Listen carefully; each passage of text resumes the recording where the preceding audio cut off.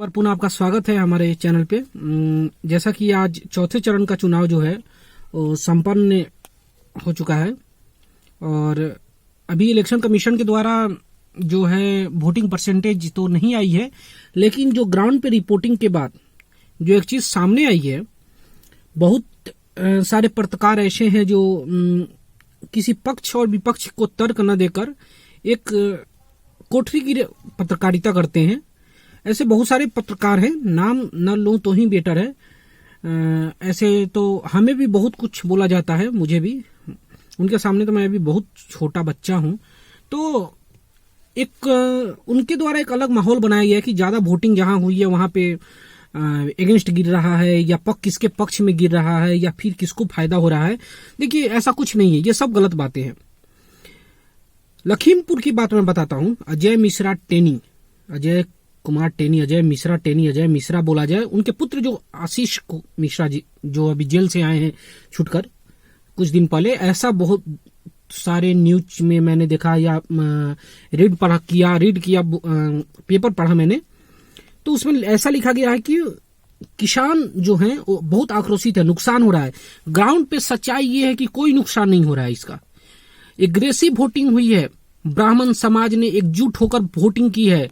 Ground पे ऐसी भी खबर आई है कि अजय मिश्रा टेनी को जो बदनाम किया गया उसका ये फलस्वरूप निकला है कि जो लोग बाहर रहते थे, यानी कि यूपी से बाहर पढ़ाई के लिए रहते हों या फिर बिजनेस के लिए रहते हों या फिर अपने काम में रहते हों, वो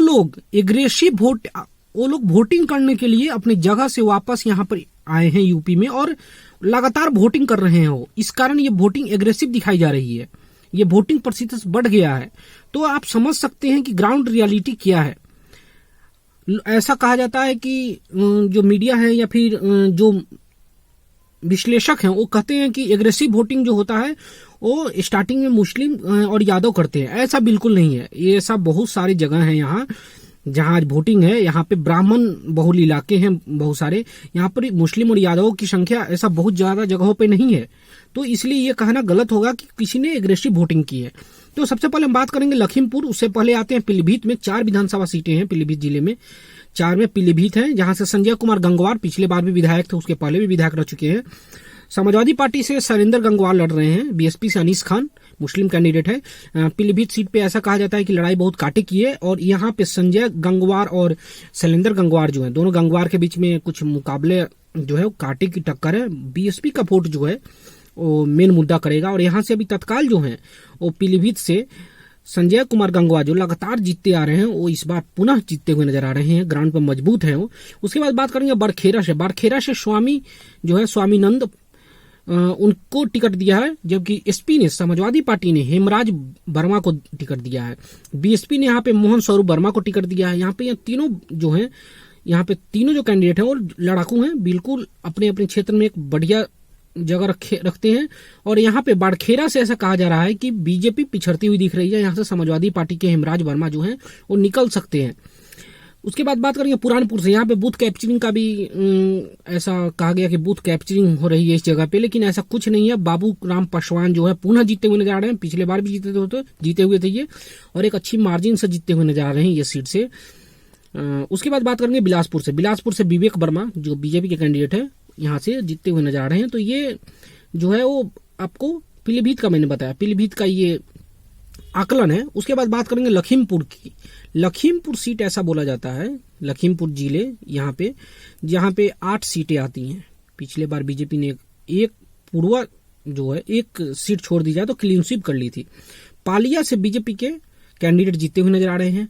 निघासन, जहां पे ऐसा कहा जाता है कि दूसरा पंजाब है, एक तरीके से मिनी पंजाब इसको बोला जाता है। यहाँ पे सिख मतदाताओं की संख्या बहुत ज्यादा है, लेकिन ऐसा कोई फर्क दिख नहीं रहा है। निघासन से एक बार पुनः बीजेपी शशांक वर्मा लगातार तीसरी बार जीतते हुए नजर आ रहे हैं और जीतेंगे। गोला से बीजेपी के अरविंद गिरी पुनः जीतते हुए नजर आ रहे हैं। श्रीनगर से मंजू त्यागी जीतती हुई नजर आ रही हैं।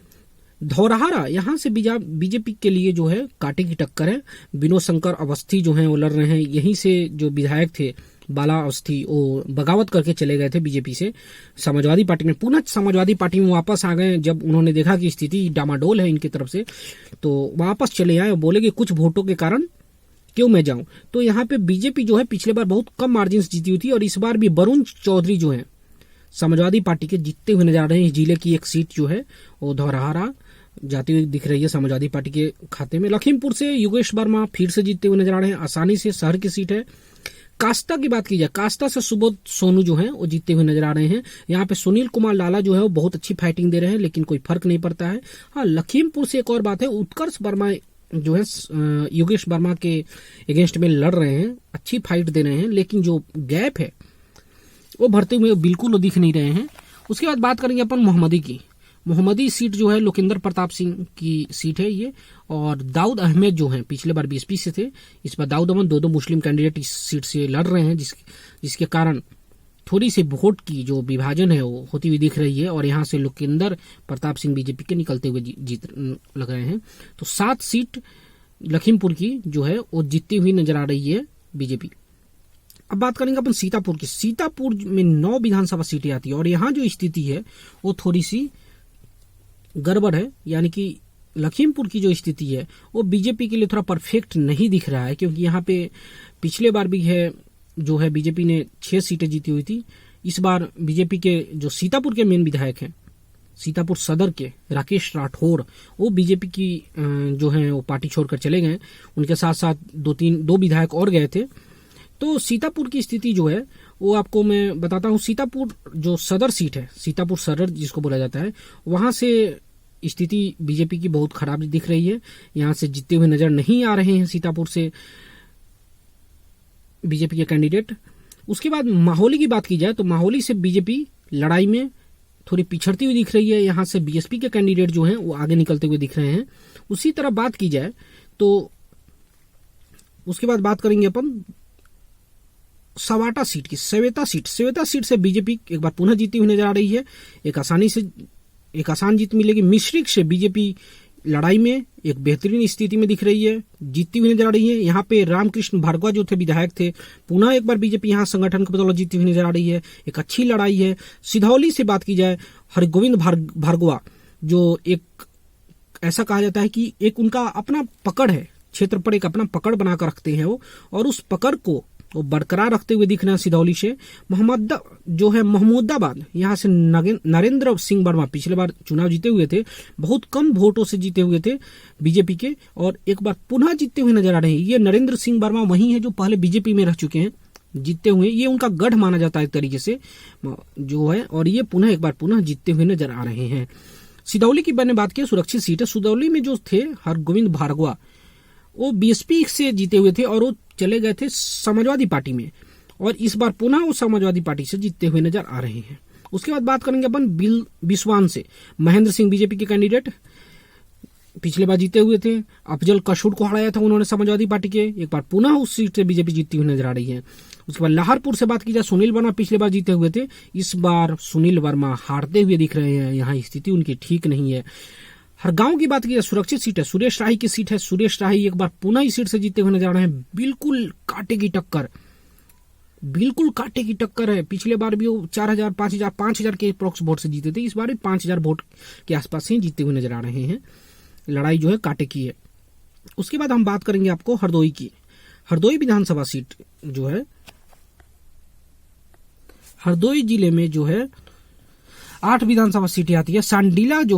सांडीला पिछले बार ये सीट से बीजेपी के राजकुमार जीते हुए थे, लेकिन इस बार टिकट उनकी बदल गई। इस बार अलका जो है, अलका अरकौंशी, उनको टिकट दी गई है और बीजेपी की तरफ से, जबकि समाजवादी पार्टी इस सीट को अपने गठबंधन के साथी सहलदेव समाज पार्टी यानी कि ओम प्रकाश राजभर के पार्टी को दिया, और यहां से उन्होंने सुनील अक्रवंशी को टिकट दिया, जबकि बीएसपी ने अब्दुल मनान को टिकट दिया है, और यहां से बीजेपी निकलती हुई दिख रही है। उसी तरह बात की जाए बालामऊ से, बिलग्राम सीट है, बिलगाम मालवा, वहां से भी बीजेपी अपनी जो है आशीष कुमार सिंह को टिकट दिया है उन्होंने। और इस बार बीजेपी के लिए सबसे अच्छी बात यह है कि हरदोई की सीट जो है बिलग्राम, यहां से सुभाष पाल जो है वो कांग्रेस के टिकट से लड़ रहे हैं, यानी कि कांग्रेस के टिकट से लड़ रहे हैं, और इनको समर्थन भी है कुछ संगठनों का, जिसके कारण समाजवादी पार्टी को ये डैमेज कर रहे हैं। और यहां से जो कुर्मी वोटर हैं, जो कुर्मी समाज के वोट हैं, वो बीजेपी की तरफ जाती हुई दिख रही है, जो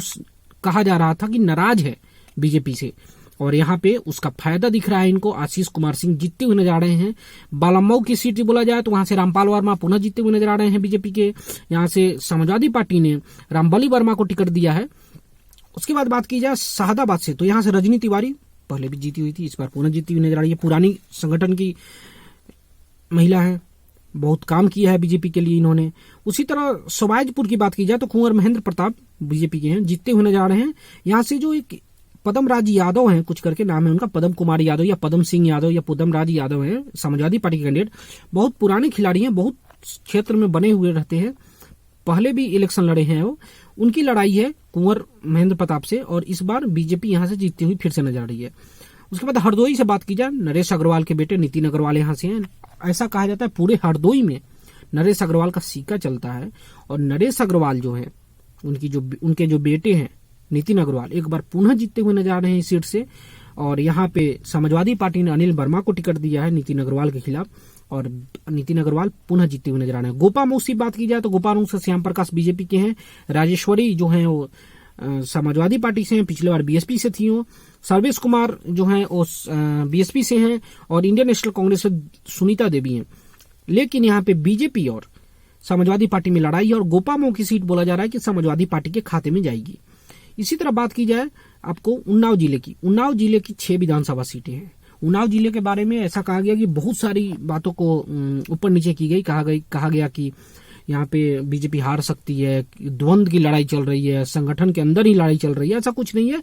बांगरमऊ सीट, ये सीट सबसे पहले कुलदीप सेंगर जीते हुए थे, उसके बाद इस सीट से उपचुनाव हुआ जब उनकी सदस्यता रद्द हो गई तो यहाँ से श्रीकांत कटियार इलेक्शन लड़े और बीजेपी के श्रीकांत कटियार बाई इलेक्शन में भी जीते हुए थे 20,000 के अप्रोक्स वोटों से। और एक बार पुनः ग्राउंड पे भी दिखा जा रहा है उनके लिए जो है एकजुट है गैर ओबीसी वोट बैंक। ऐसा कहा जाता है यहाँ पे जो साक्षी महाराज के लड़ने से एक तरीके से हिंदुत्व का एक नया योद्धा उन्हें जागृत हुआ है। और यहाँ पे बीजेपी विकास की बात की जाए तो यहाँ विकास सबने बोला उन्नाव में कि विकास जो है उन्नाव में मुद्दा नहीं है। वहाँ बहुत सारे ढेर सारे विकास हुए हैं। यहाँ खुला पशुओं का जो माहौल है वो थोड़ी सी बीजेपी की स्थिति गड़बड़ कर रही है। कुछ सीटों कुछ वोट बैंक को यहाँ पे उनकी गिरती हुई दिखेगी। लेकिन बांगरमऊ सीट से श्रीकांत कटियार बीजेपी के जीतते हुए नजर आ रहे हैं। सफीपुर से बम्बालाल दिवाकर पुनः मार्जिन की लड़ाई है। यहाँ पे लड़ाई मार्जिन में बड़ी हो सकती है। सुधीर रावत जो है वो समाजवादी पार्टी से लड़ रहे हैं। मोहना से बात की जाए, मोहन से, यहाँ से ब्रिजेश कुमार रावत बीजेपी के जीतते हुए नजर आ रहे हैं। बीजेपी ये सीट भी निकालते हुए दिख रही है। उन्नाव सदर की सीट पर जाए पंकज कुमार गुप्ता पिछले बार भी सबसे ज्यादा मार्जिन से इन्होंने जीता था ये सीट। ऐसा कहा जाता है कि उन्नाव जो सीट है सदर की सीट है, जिले की शहरी सीट है, यहाँ पे मुस्लिम वोटर की संख्या अच्छी खासी आबादी में है। तो ऐसा कहा जा रहा है कि इनके खिलाफ कहीं जा सकती है, लेकिन ऐसा कुछ नहीं है। अभिनव कुमार जो है वो पिछले बार जो कैंडिडेट थे उनके बेटे हैं अभिनव कुमार, पूर्व में मंत्री रहे हैं। अभिनव कुमार के पिताजी पूर्व विधायक रह चुके हैं। लेकिन यहाँ पे पंकज गुप्ता पुनः जीतते हुए नजर आ रहे हैं। भगवत नगर की बात की जाए तो भगवत नगर से आशुतोष शुक्ला बीजेपी के पुनः जीतते हुए नजर आ रहे हैं। यहाँ पे इंजीनियर अंकित पहरियार को समाजवादी पार्टी ने टिकट दिया है और बृजकिशोर वर्मा बीएसपी के टिकट से लड़ रहे हैं। एक सबसे बड़ी बात है बृजकिशोर वर्मा को, ये कितने वोट बैंक ले जाते हैं ये सबसे जरूरी चीज है देखने वाली। पूर्वा की बात की जाए, अनिल सिंह पूर्व में बीएसपी के टिकट से जीते हुए थे 2017 में। 17 के इलेक्शन में बीएसपी के टिकट जीते हुए थे, 3,000-4,000 के आसपास के अंतर से जीते हुए थे ये।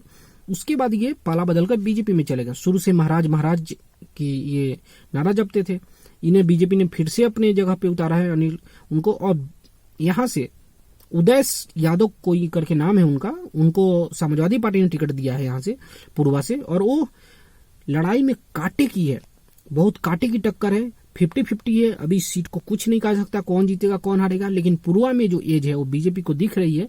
लेकिन यहाँ पे जो समाजवादी पार्टी और बीजेपी के बीच जो है वो बीएसपी का जो कैंडिडेट है विनोद कुमार, उनका जो है ब्राह्मण कैंडिडेट है वो विनोद कुमार, उनका जो वोट बैंक है वो प्रभावित करेगा कि दोनों में लड़ाई किसके पक्ष में जाती है। उसके बाद बात करेंगे अपन लखनऊ, सबसे हाई प्रोफाइल जिला लखनऊ विधानसभा जिले में 9 विधानसभा सीटें आती है। मलिहाबाद की बात की जाए तो जय देवी, कौशल किशोर केंद्रीय मंत्री, केंद्र में मंत्री है कौशल किशोर, उनकी पत्नी है जय देवी, पिछले बार भी जीती हुई थी, इस बार पुनः जीती हुई नजर आ रही है मलिहाबाद से। बक्सी की तालाब योगेश शुक्ला और गोमती यादव, पिछले बार यहाँ पे यादव मतदाता ने भी बीजेपी को सपोर्ट किया था बक्से की तालाब में। इस बार योगेश जो शुक्ला हैं वो घिरते हुए दिख रहे हैं, क्योंकि यहाँ पे यादव, ब्राह्मण और मुस्लिम ये तीनों जो वोट बैंक है वो सबसे ज्यादा प्रभावित करती है। और ये सीट जो है गोमती यादव को निकलती हुई दिख रही है, यानी कि समाजवादी पार्टी के खाते में जाएगी। सरोजिनी नगर से राजेश्वर सिंह, ऐसा कहा जा रहा था कि यहां से अभिषेक मिश्रा के आने के बाद लड़ाई है बहुत कांटे की, लेकिन ऐसा कुछ नहीं है।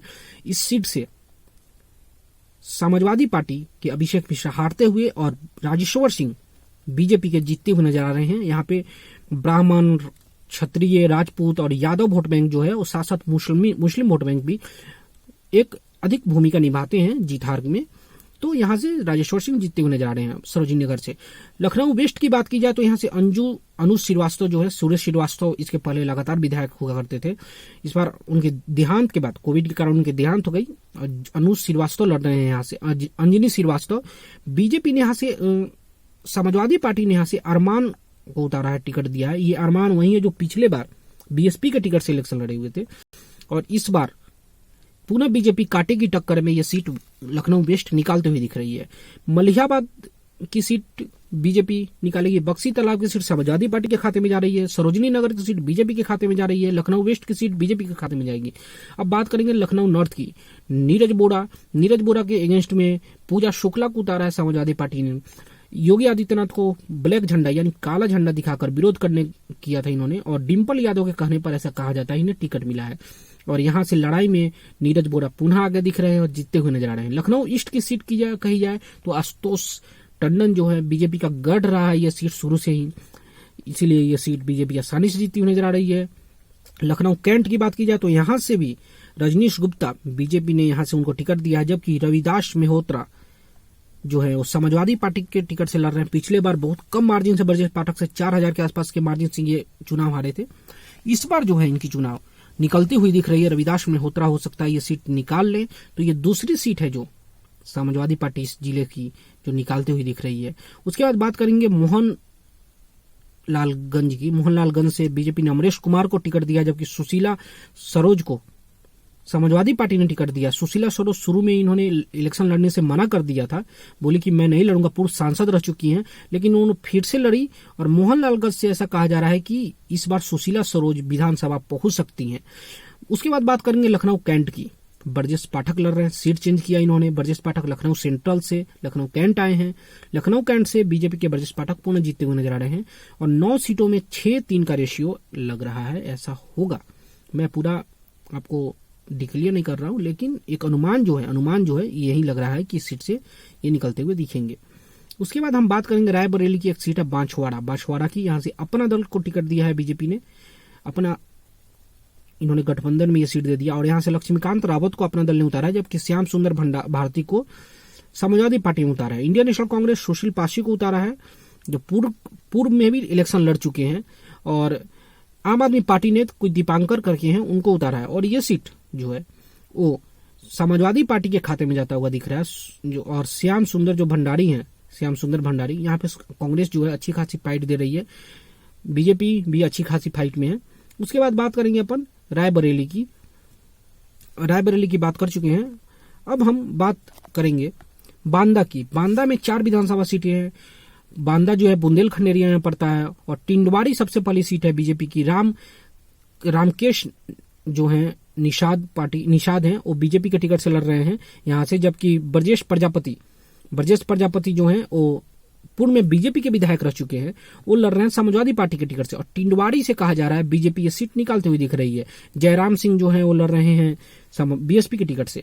उसके बाद बात करेंगे अपन नारायणी से ओमिनी वर्मा करके हैं, ओमनी वर्मा, वो बीजेपी के पहले भी विधायक रह चुके हैं, एक बार पुनः जीते हुए नजर आ रहे हैं। एसपी के किरण वर्मा जो हैं वो लड़ाई में सबसे आगे दिख रहे हैं, जबकि बीएसपी जो है यहाँ पे ज्ञानचंद दिवाकर, पूर्व में भी इनकी एक पकड़ थी, संगठन ये देखते थे समाजवादी पार्टी का, और ऐसा कहा जा रहा है कि ये लड़ाई में है बीजेपी के कुछ वोट बैंक जो है, इनकी दलित जो है वो उनकी तरफ वापस आती हुई दिख रही है, मायावती का वोट बैंक। बांदा के सदर की बात की जाए तो प्रकाश द्विवेदी पुनः जीते हुए नजर आ रहे हैं, मार्जिन इस बार बढ़ने की चांस है, ऐसी कहा जा रहा है इनके ऊपर। उसके बाद बात की जाए बाबरू की, बाबरू से अजय पटेल बीजेपी के टिकट से लड़ रहे हैं, जबकि समाजवादी पार्टी के टिकट से बिशंबर प्रसाद सिंह यादव लड़ रहे हैं, जो पूर्व में राज्यसभा सांसद रह चुके हैं। बेहतरीन लड़ाई है ये, और ऐसा कहा जा रहा है कि ये सीट बीजेपी निकाल सकती है। तो ये रहा 4 विधानसभा सीटों का बांदा का हमारा अनुमान। उसके बाद बात करेंगे फतेहपुर से। फतेहपुर में 6 विधानसभा सीटें आती हैं। जहानाबाद से पिछले बार जय कुमार सिंह जैकी थे, इलेक्शन लड़ते हुए दिख रहे थे आपको, और इस बार जो है बीजेपी ने वहां से अपने कैंडिडेट राजेंद्र सिंह पटेल को टिकट दिया है, वो बीएसपी से आए हुए हैं। और जो जय कुमार सिंह जैकी है जो अपना दल के हैं और योगी आदित्यनाथ सरकार में मंत्री थे, उन्हें बिंद की सीट दिया गया है। बिंद की सीट पे लड़ाई बहुत कांटे की है। यहाँ से जो है दयालु उमर करके एक हैं, उनका निक नेम है, वो समाजवादी पार्टी के से लड़ रहे हैं, और सुशील कुमार पटेल जो हैं वो लड़ रहे हैं, कुर्मी समाज से हैं, बीएसपी के टिकट से। बीजेपी बिंद की सीट पे लड़ाई कांटे की है, कहा जा रहा है जीत सकते हैं जय कुमार सिंह जैकी। जबकि जहानाबाद सीट से जो है राजेंद्र सिंह पटेल बीजेपी के जीतते हुए नजर आ रहे हैं। फतेहपुर सीट से विक्रम सिंह पुनः जीतते हुए नजर आ रहे हैं। अयाज शाह से बीजेपी के विकास गुप्ता जीतते हुए नजर आ रहे हैं। जबकि हुसैनीगंज से राघवेंद्र प्रताप सिंह मंत्री हैं, बीजेपी सरकार में कैबिनेट मंत्री हैं, उनकी हार मानी जा रही है। इस सीट से वो हारते हुए दिख रहे हैं। उषा मौर्य जो है, उषा मौर्य वो जीतते हुए नजर आ रहे हैं इस सीट से। खागा से बीजेपी के कृष्ण पासवान पुनः जीतते हुए नजर आ रहे हैं। पिछले बार भी जीते थे वो, इस बार पुनः जीतते हुए नजर आ रहे हैं खागा से। तो ये 6 में 6-0 की आंकलन है यहाँ पे इनकी। तो ये थे हमारा आंकलन आज का टोटल। आप अपने हिसाब से बताइए जो हमने बताया उसमें आप लोग कितने सहमत हैं। आप जो ग्राउंड पे हैं, मैं ग्राउंड पे, आप लोग अपने हिसाब से बताइए। आपके विधानसभा सीट में आपने वोटिंग कर आए हैं, तो आप बताइए कि आपके हिसाब से माहौल क्या लग रहा है। ये हमारा अनुमान था, हमने अपना अनुमान बताया। अब आप कमेंट कीजिए, हमें हमारा वीडियो ज्यादा से ज्यादा शेयर कीजिए, लोगों को बताइए। मैं आपको एक एक चीज का एक एक पॉइंट बताया, इसलिए ऐसा बताया क्योंकि कुछ लोग कहते हैं कि सर पॉइंट आप नहीं बताते हैं, इसलिए मैंने एक एक पॉइंट, एक एक चीज जो है वो मैंने एक्सप्लेन कर दिया कि किसी की शिकायत ना हो कि क्या मुद्दा क्या है। मुद्दा, सबसे पहली बात, मुद्दे की बात की जाए तो सबसे पहला मुद्दा यहाँ पे छोटे पशुओं की थी, जो सांड हो, गाय हो, गौ हो, ये छोटे पशुओं जो थे यहाँ सबसे बड़ा मुद्दा था एक तरीके से यहाँ पे। और उस मुद्दे को कोशिश किया गया, बीजेपी की तरफ से कोशिश किया गया उसको काउंटर करने का, जबकि समाजवादी पार्टी की तरफ से कोशिश किया गया इसको मुद्दा बनाने का। उसके बाद बात की जाए यहाँ पे विकास, पूर्वांचल में अब धीरे धीरे इलेक्शन बढ़ती जा रही है। जैसे इस चरण के बाद अब धीरे धीरे पूर्वांचल की तरफ बढ़ेगी इलेक्शन। उससे पहले बुंदेलखंड के एक जिला बचे हैं चित्रकूट, जो अगले चरण में 5वें चरण में चित्रकूट में इलेक्शन है। चित्रकूट की स्थिति भी बहुत क्रिटिकल है। 2 विधानसभा सीटें आती है उसमें, मानिकपुर और चित्रकूट। वहां देखना है, मैं गया था वहां पे, देखना है कि कौन सी पार्टी कितनी अच्छे तरीके से पोजीशन में आ रही है। इन सब के बावजूद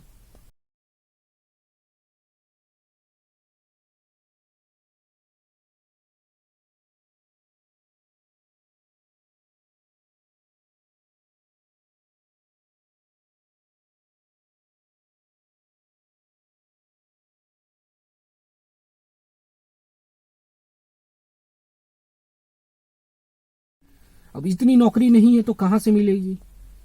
तो ग्राउंड पे बहुत सारे ऐसे सवाल आ रहे हैं जो लोगों के जहन में है, लोग पूछ रहे हैं। जो गैर ओबीसी वोट है वो एक तरीके से बनते हुए दिख रहे हैं बीजेपी की तरफ, झुकाव उनका बीजेपी की तरफ है, इसमें कोई यो नहीं है।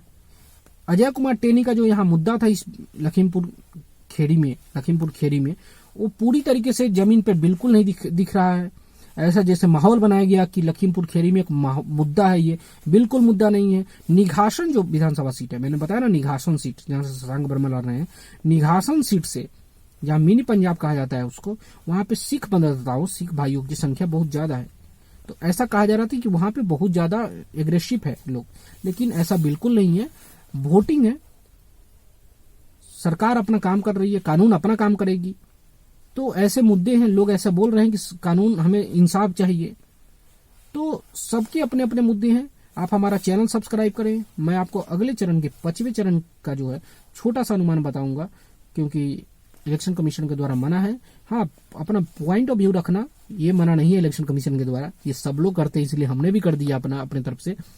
तो ये हमारा एक जीत हार का अनुमान था, कौन आगे हो सकता है कौन पीछे है, क्योंकि चुनाव खत्म हो चुका है इस विधानसभा सीटों पर। 9 जिले के 59 विधानसभा सीटों पर इलेक्शन थी। तब तक के लिए हमें आज्ञा दीजिए, फिर हम मिलेंगे अगले वीडियो में आपसे। पंजाब का डाटा तैयार हो चुका है, वीडियो जल्द आपके बीच आएगी पंजाब का। जिन मित्रों को पंजाब का वीडियो चाहिए था, उत्तराखंड का चाहिए था, वो मुझे 2 दिन का समय दे, 2 दिन के अंदर में आपको पंजाब और उत्तराखंड की वीडियो मिलेगी। तब तक के लिए जय हिंद, फिर मिलेंगे आपसे अगले वीडियो में।